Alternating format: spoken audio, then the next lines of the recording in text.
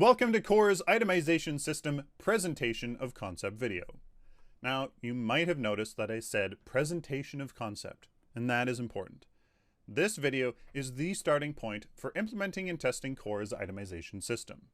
Many systems have been proven to function in previous videos, but once we have an itemization system in place, we'll make sure, find out what fits, what doesn't, how to better design the follow-up versions of the item system to better fit the needs of the community and our vision.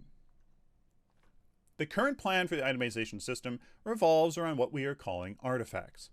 Artifacts are items granted to heroes in exchange for the currency they collect in battle, called Ember. These artifacts can be equipped into 6 equipment slots called artifact sets, with each set containing up to 3 artifacts each. This design limits and controls the effect artifacts can play, which is necessary since itemization is only a modifier to a hero's influence on the battlefield and not their main source of power in most cases. The first slot in each set can only hold tier 1 items, the second slot tier 2, and the third slot tier 3. This means a total of 18 artifacts can be equipped at a time, but one may sell these items for others at a small penalty, allowing adaptation to a changing battlefield. Tier 1 artifacts are the least expensive items with the least amount of attributes, while Tier 3 artifacts are the most expensive and the most powerful. Tier 1 artifacts will only have a small amount of about 1 basic stat, but some might trade this boost for perhaps a passive effect. Tier 2 artifacts will have a moderate amount of up to 2 more advanced stats, while also possibly having a unique passive effect. Tier 3 artifacts will have a large amount of up to 3 or more of the most advanced stats, plus a powerful active or passive effect. These artifacts, however, must be acquired in succession, meaning players must equip a lesser tier artifact before equipping a higher tier artifact. Within each tier, there are some cheaper and lesser impactful artifacts, and some more expensive and more impactful artifacts. Therefore, there are less expensive and quicker ways to acquire higher tier items in a match. This also means that one may need to sell these less powerful artifacts later on in order to get the more impactful artifacts within the same tier slot.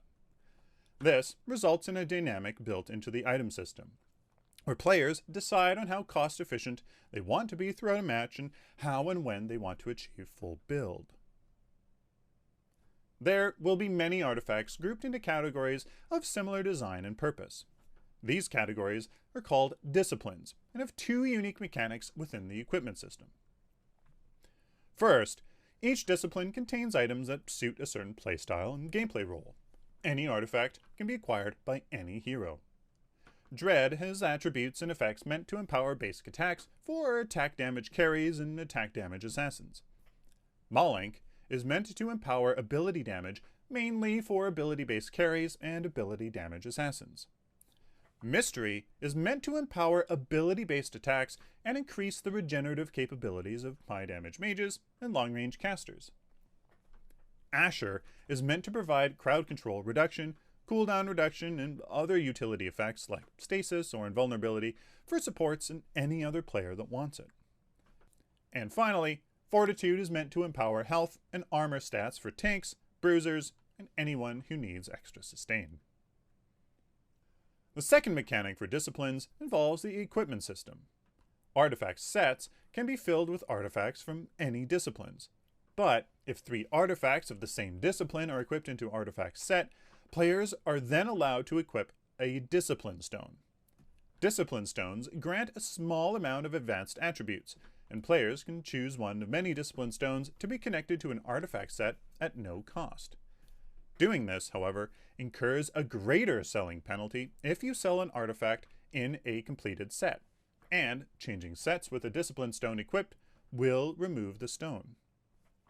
With the discipline stones affecting the sale of artifacts, players will have to choose to itemize in ways for either early game power and late game inefficiency, or early game efficiency and late game power.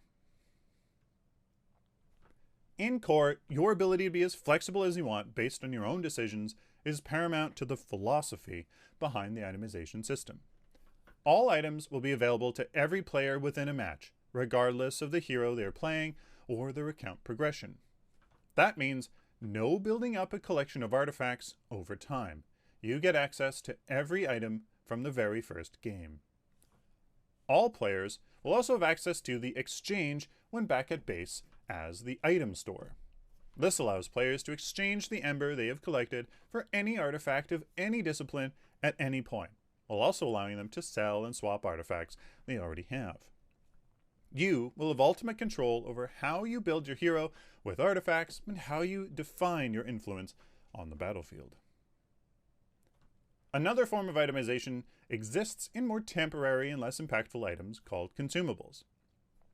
These can be acquired for Ember at the exchange and have 3 categories: potions, elixirs, and wards. Players will have 2 consumable slots to hold these items and can generally have up to 2 of the same consumable per slot. Potions are cheap, minor hero-altering items, while elixirs are powerful and expensive hero-altering items. Wards are tools players can deploy across the battlefield that provide them and their team vision in different ways and come in 2 categories: basic and discipline wards. Basic wards are cheaper and provide limited ways of securing vision, while discipline wards are more expensive, may provide a small gameplay effect when deployed, pending testing. Discipline wards, due to their gameplay effect, will have a limit as to how many may be deployed on the battlefield. All of these itemization system options so far provide players the means to gain small advantages over their enemy that they can exploit for a successful victory.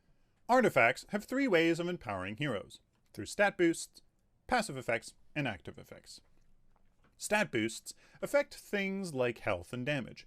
Passive and active effects grant heroes a small ability that they either always have or can activate for a period of time. Conductive power and radiant power are the 2 main damaging enhancing attributes in core and are what heroes scale off of in order to deal physical or energy damage. Attack speed is the attribute that decreases the cooldown of a hero's basic attack, therefore increasing its frequency. Physical and energy penetration reduces the physical and energy armor of a target by a flat amount, while physical and energy puncture reduces armor by a percentage. Critical strike chance increases your chance to deal bonus damage on your basic attack, while physical and energy lifesteal grants you health based on a percent of your damage dealt. Health represents your hero's hit points and is empowered by physical and energy armor, both of which decreases the damage you take from their respective damage type by a percentage.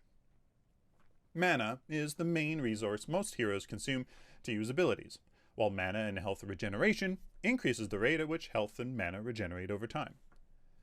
Cooldown reduction increases the frequency of hero ability usage, while crowd control reduction reduces the duration and severity of certain crowd control effects by a percentage. Itemization in core is all about providing as much choice to the player as possible, while also offering dynamic and compelling systems to consider and utilize. Itemization is a key gameplay system that complements the hero you play, but it should never overshadow the influence of any hero. Again, this is a presentation of concept, with absolute potential to change based on feedback, testing, and competitive as well as casual balanced goals. We hope you enjoy the overview on the initial itemization systems of core. We look forward to your feedback. We'll see you in 2 days.